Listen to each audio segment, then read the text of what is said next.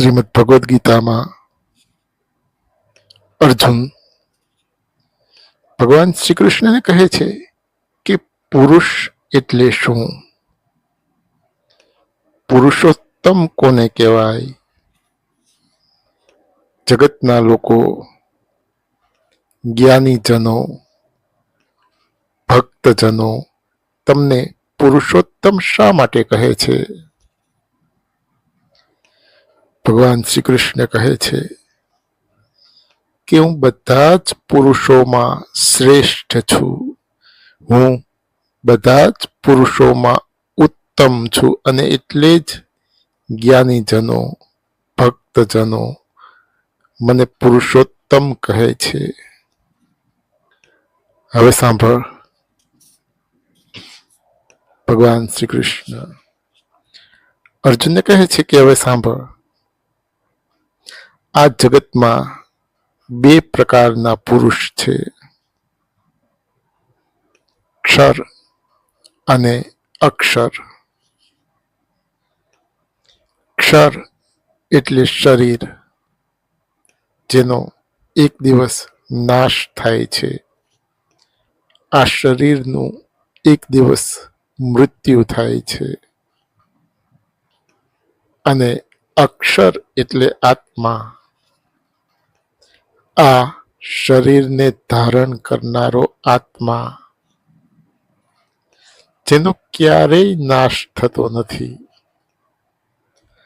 આત્મા ક્યારેય મરતો નથી.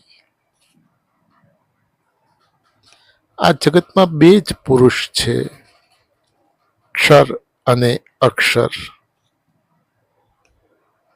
એકનો નાશ થાય છે અને બીજો અવિનાશી છે.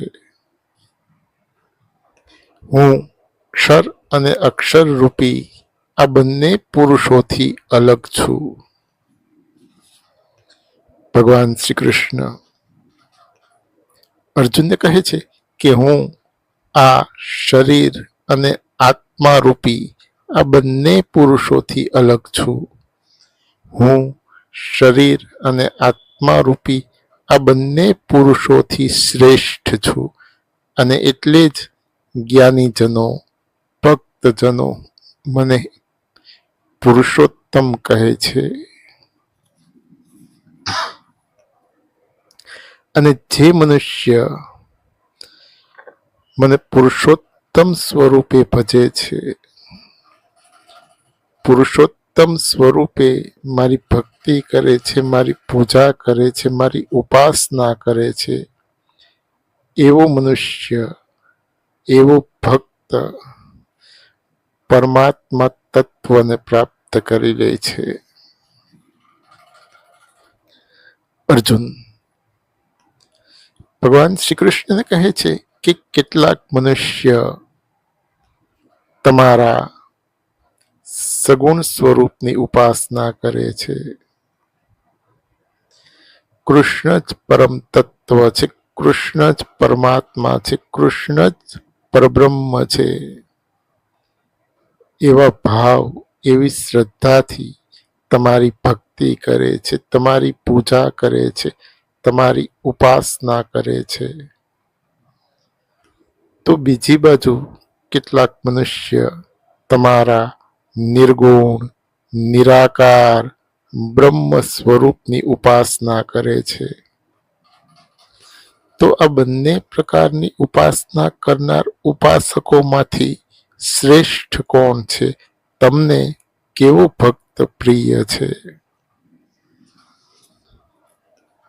ભગવાન શ્રી કૃષ્ણ કહે છે કે જે મનુષ્ય મારા સગુણ સાકાર સ્વરૂપની ઉપાસના કરે છે,